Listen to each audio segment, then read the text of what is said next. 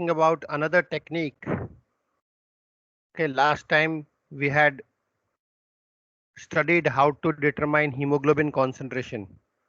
Okay, so today also I will be talking about another technique in hematology, and that technique is the determination of hematocrit. Okay, hematocrit is also known as packed cell volume. Okay, so today I will be talking about this technique, which is determination of hematocrit. And determination of hematocrit is one of the basic blood tests, okay, which are done, and it is routinely done to determine the packed. Okay, so this packed cell volume, what is the significance of determining the hematocrit, and what information we can get by determining hematocrit, that we will discuss today. Okay, so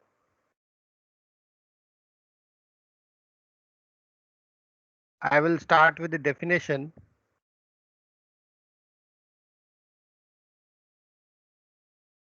Okay, so hematocrit is also, as I told you, that it is also known by many other terms, like we say packed cell volume. Okay, it is also known as volume of packed red cells.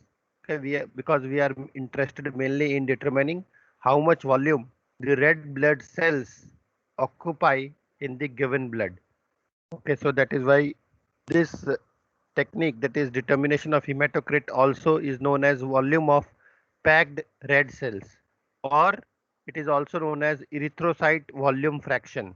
Okay, what fraction of total blood is occupied by erythrocytes?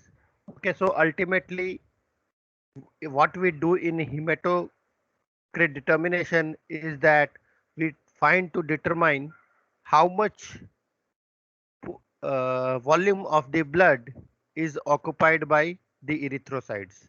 Okay, so if we take say 10 ml of blood, okay, and then centrifuge it. Okay, so how much volume will be occupied by the RBC, how much volume will be occupied by the WBC, and how much volume will be occupied by the plasma. We know that the blood has two components. Okay, it has a liquid portion which is known as plasma. Okay, it has WBCs in it and it has RBCs in it. Okay, WBC, RBC along with platelets are known as the formed elements.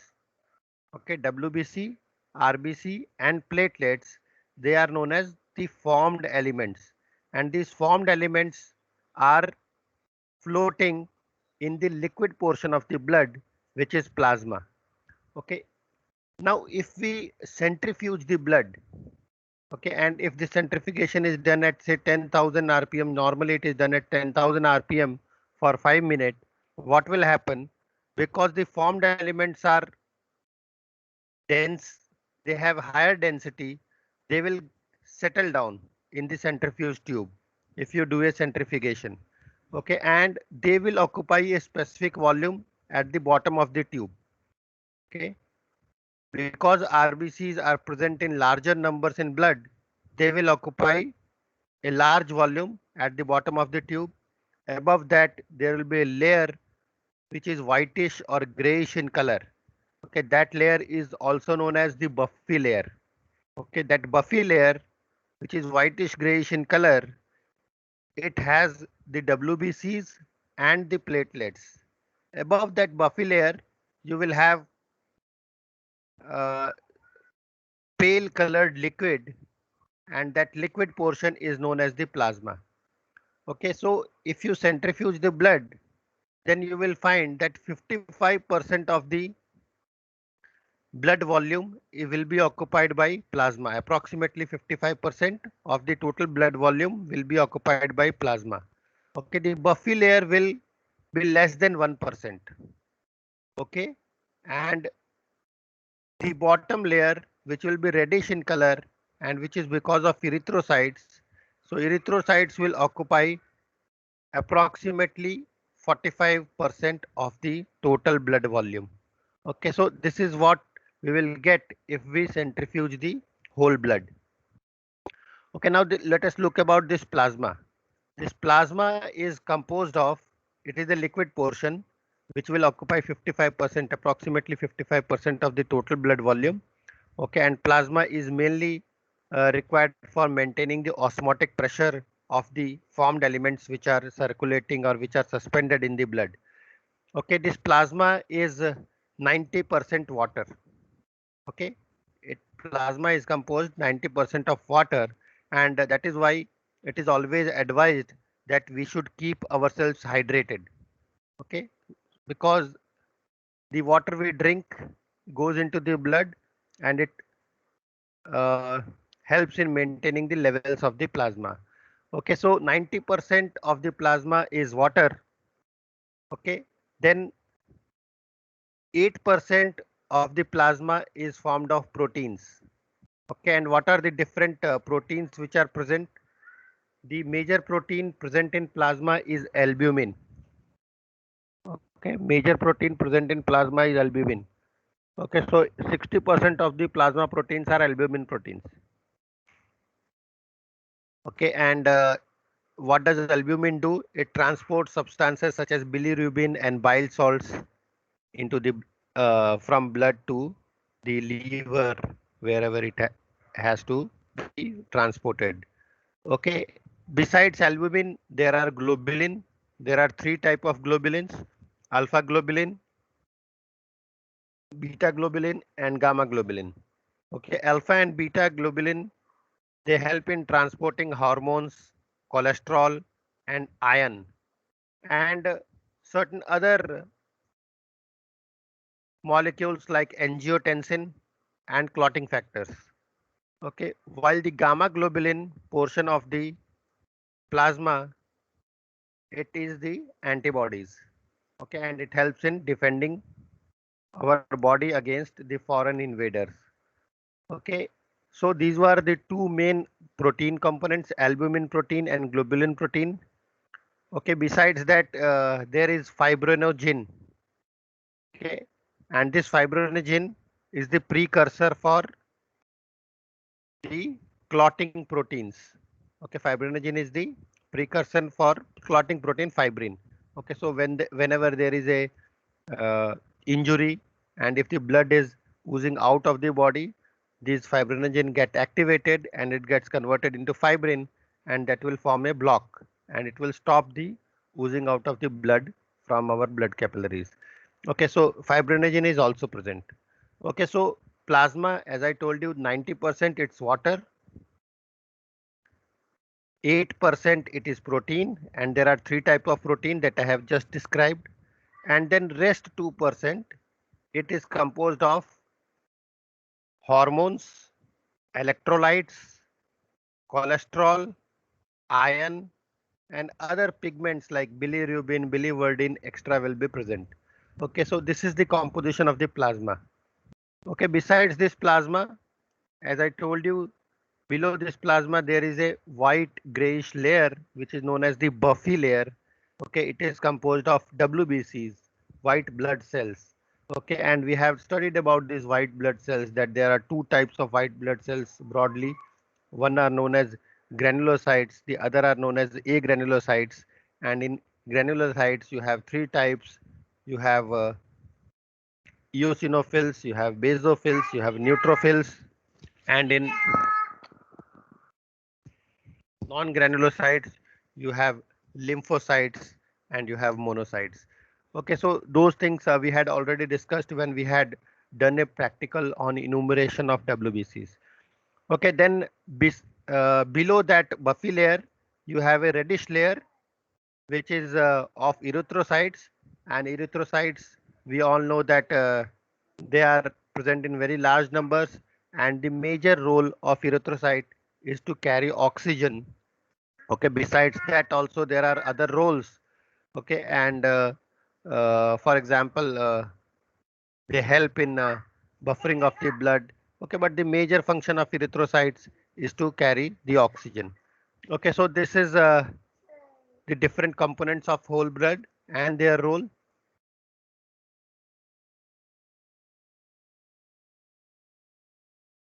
Okay, so what is done in hematocrit? In hematocrit, we want to determine what volume, what fraction of the total blood is occupied by the red cells. Okay, so if we want to determine the hematocrit, we have to centrifuge the blood, whole blood, for a specific period of time, and after centrifugation, we have to find out what volume of the total blood is occupied by RBC, what volume of total blood is occupied by the buffy layer, what volume of the total blood is occupied by the plasma layer, plasma. Okay, so as I told you, normally 55% of the volume of the blood will be occupied by plasma, 1% or less than 1% will be occupied by the white blood cells, and 45%, approximately 45% of the whole blood will be occupied by the RBC. So this is the normal conditions. Okay, but sometimes it may happen that the RBC are reduced in the blood. Okay, and when you centrifuge such type of blood, then the volume occupied by RBC will be very less. Okay, sometimes it may happen that there is increase in RBC levels in the blood. Okay, and then you centrifuge, if you centrifuge such type of blood, then a larger volume of the total blood will be occupied by the RBCs. Okay, so these are the different conditions in which the levels of the total RBC volume will change. Okay, so let us look at the conditions in which these changes can occur. For example, there is a condition known as polycythemia. Okay, in polycythemia, the RBC number increases. Okay, and the RBCs will occupy a greater fraction of the total blood volume. Okay, for example, if the hematocrit, okay, hematocrit means fraction of blood occupied by RBC. If the hematocrit is more than 70%, okay, normally it should be 45%. Okay, if it is more than 70%, we say that the patient is suffering from, or it is indicating that the patient is suffering from polycythemia. Okay, so there is increase in the RBC fraction of the blood. Okay, if there is decrease in the RBC fraction of the blood, okay, then we say that the condition is anemia. Okay, so in case of anemia, the number of red blood cell decreases in the blood, and if you centrifuge that blood and try to find out the hematocrit, then the hematocrit will be less than 30%. Okay, if the hematocrit is less than 30%, we say that the patient is suffering from anemia. Okay, sometimes due to dehydration, okay, due to dehydration, water is lost from the blood. Okay, and in that case also, if you do a hematocrit determination, you will find that the RBC fraction of the blood is more as compared to its normal range.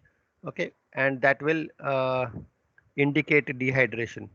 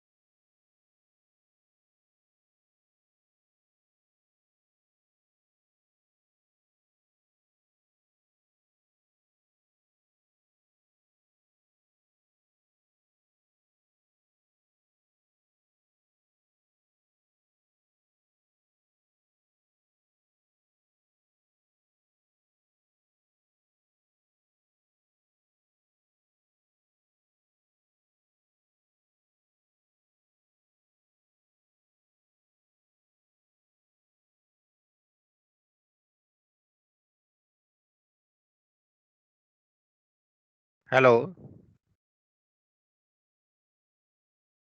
Students, am I audible?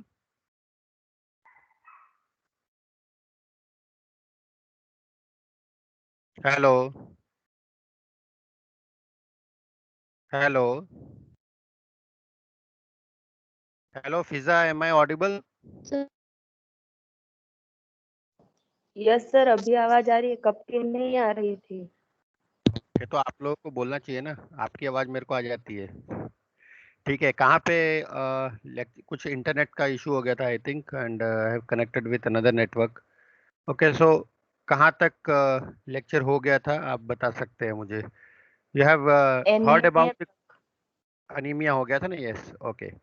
So anemia, I was telling that if the concentration of if the fraction of RBC in the total blood, if it decreases below 40% or 35%, then we say that the person is suffering from anemia.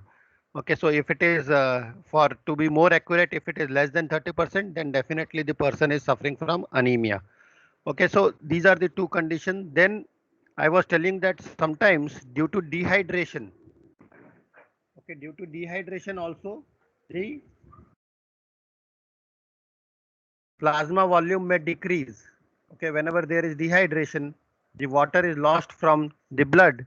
Okay, and due to loss of water, if you take the hematocrit of a person who is uh, having dehydration, then the blood will show you an increased fraction of RBC. Okay, but that is not because of increase in the number of RBC, but it is due to decrease in the plasma which is present in the blood. Okay, and in that case also the hematocrit will come to be very high. Okay, so uh, whenever an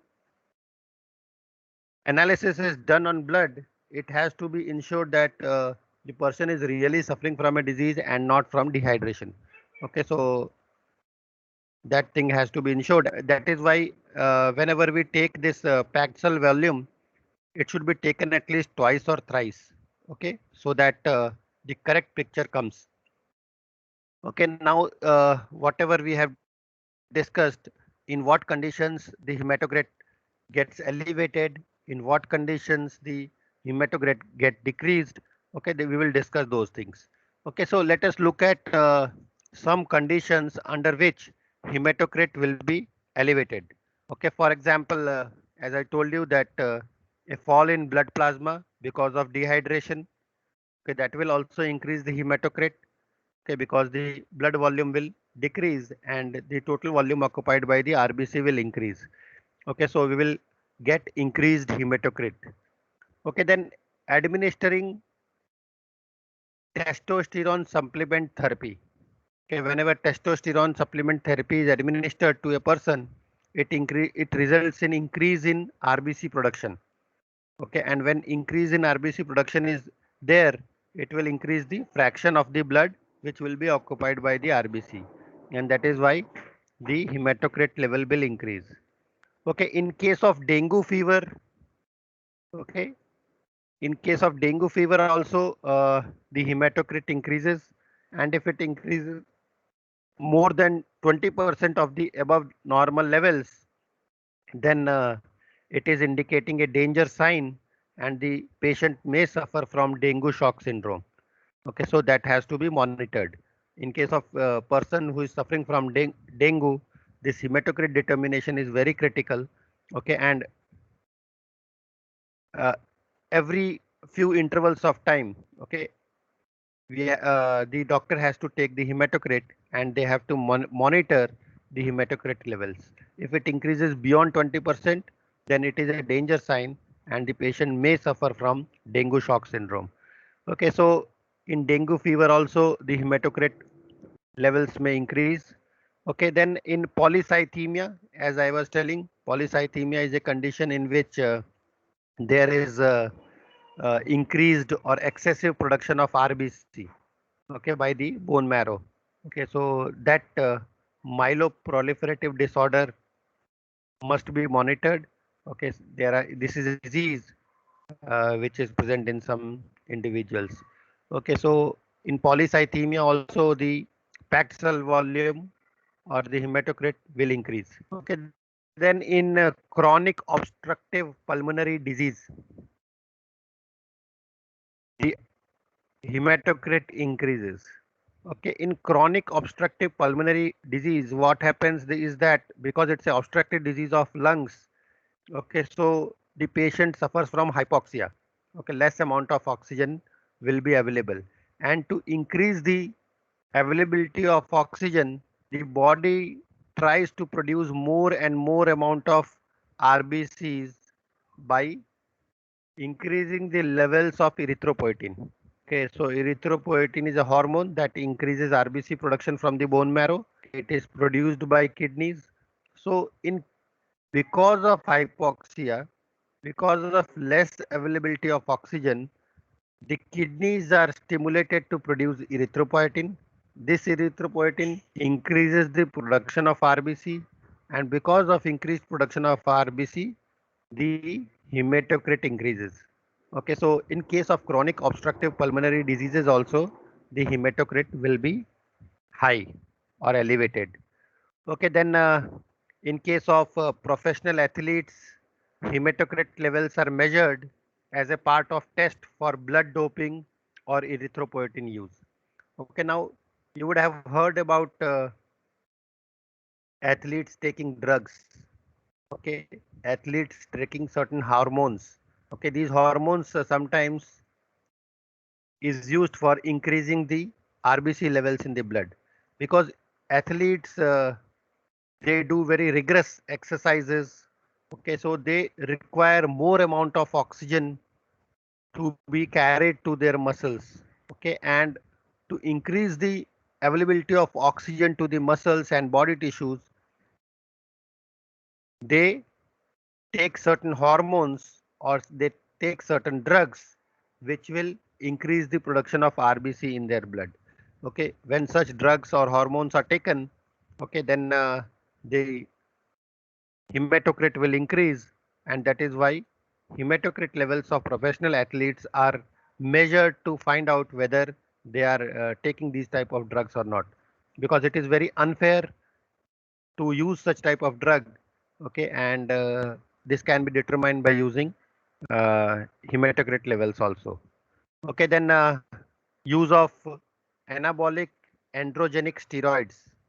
Okay, these steroids are also taken by certain athletes, okay, or bodybuilders. Okay, these androgenic anabolic steroids, they also increase the RBC numbers, okay, which will elevate the hematocrit levels.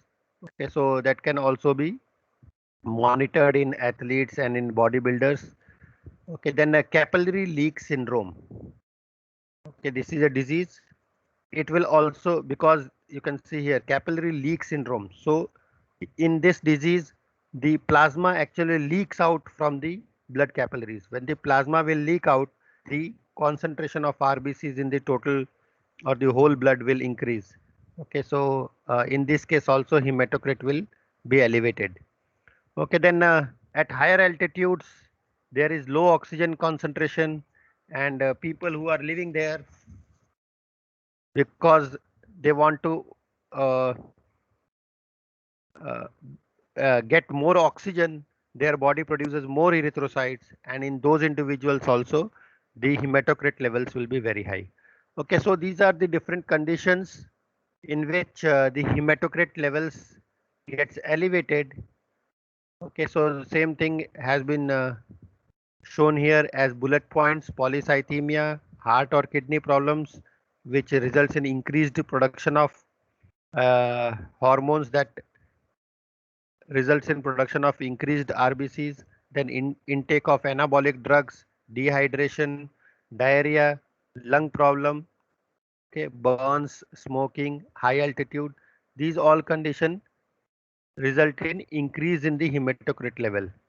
Okay, there are certain conditions which result in decrease in hematocrit levels. Okay, mainly it is anemia.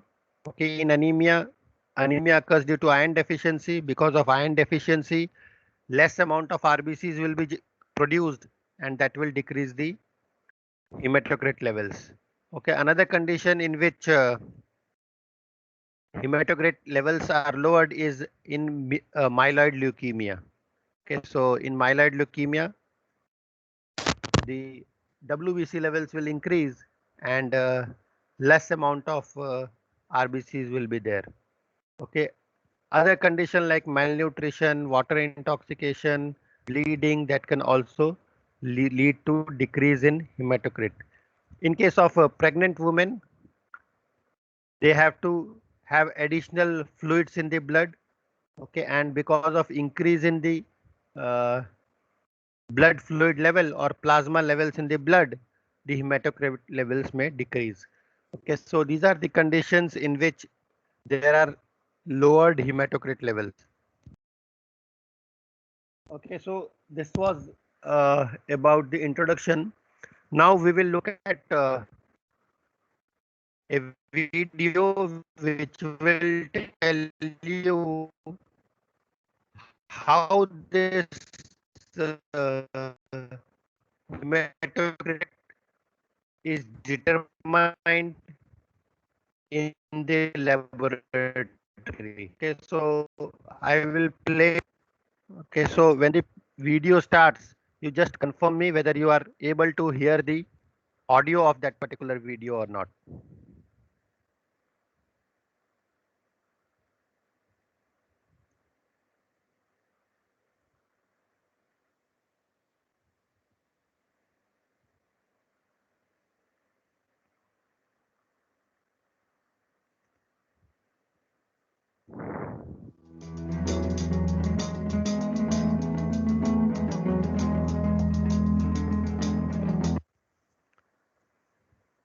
Is the volume of the audio audible?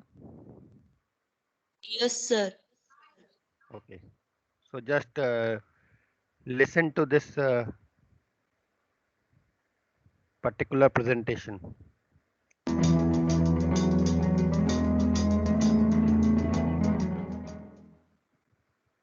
Hematocrit or packed cell volume determination. Hematocrit literally means blood separation. It measures the percentage of volume of packed red cells in a volume of whole blood. So, it is also known as packed cell volume or PCV. It is a screening test for anemia or polycythemia.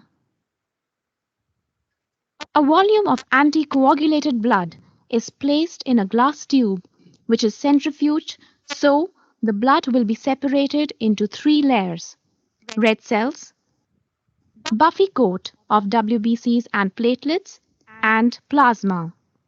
Ideally, there should be complete separation of the three layers. Hematocrit is the ratio of the height of red cells column to that of the whole blood in the tube. Winthrop tube is a 110 millimeters long, narrow, thick-walled tube, an internal diameter of 2.5 millimeters. It is graduated from 0 to 10 centimeters with graduation both in ascending and descending order on two sides of the tube.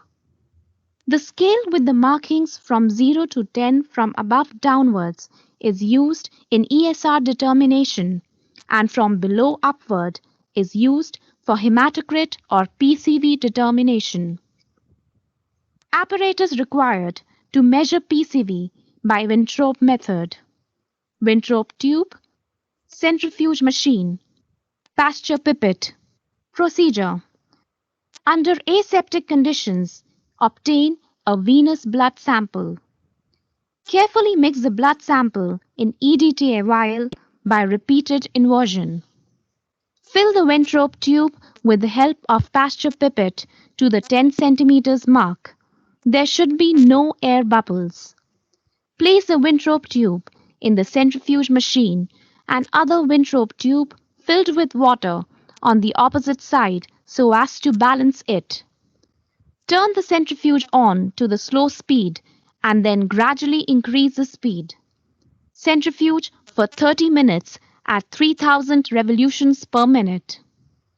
After 30 minutes, stop the centrifuge machine and allow it to stop by itself. Take out the Winthrop tube and note the readings directly off the graduation. The red cells are seen packed at the bottom, and straw-colored column of plasma is seen above that. In between, there is a grayish-white layer consisting of WBCs and platelets. This layer is called the buffy coat and is 0.5 to 1 millimeter in thickness. Read the level at which erythrocytes meet leukocytes. Quality control. The test should be performed in duplicate to check for imprecision. The duplicate test should not differ by more than 50%.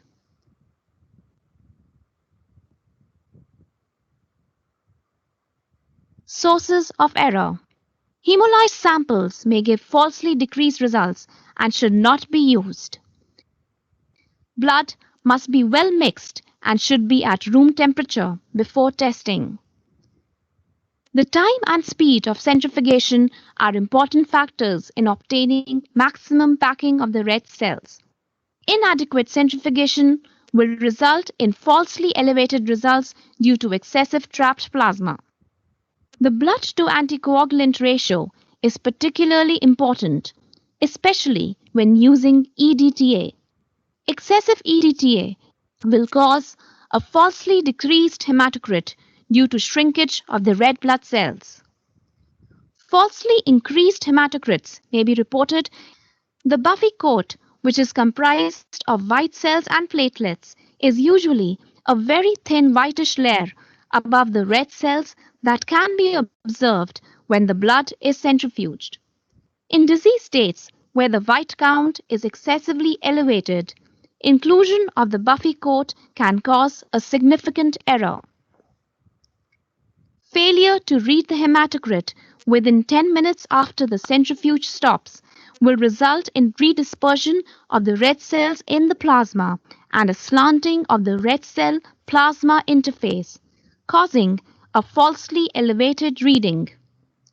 Even when the hematocrit is properly centrifuged, there remains a small amount of plasma trapped in the red cell column. When comparing manual hematocrits from an automated instrument which does not have trapped plasma, the manual result is usually about 1 to 2% higher. Normal ranges for PCV in adult males 40% to 50%, and in adult females 37% to 47%.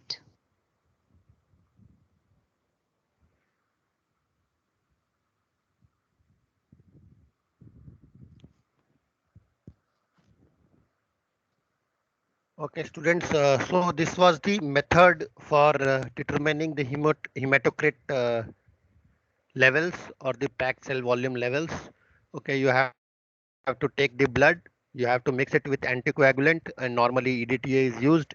Okay, then we have to mix the blood with the anticoagulant very thoroughly, and then you have to put it into a Winthrop tube. Okay, so Winthrop tube, as it was described, it has graduated markings, it has a particular internal diameter. Okay, by this you have to fill the Winthrop tube till the level 10. Okay, so 10 centimeter mark is there. Okay, we have to fill the blood till the 10 centimeter mark. Okay, the Winthrop tube has graduations starting from bottom to top. Okay, from bottom 0 to top 10, and in the opposite direction also. Okay, so it is used for two purposes. One is for determining the PCV, okay, and other is for determining the ESR. ESR we will study later. It is known as erythrocyte sedimentation rate. Okay, so the same tube can be used for determining the PCV, packed cell volume, and for determining ESR also.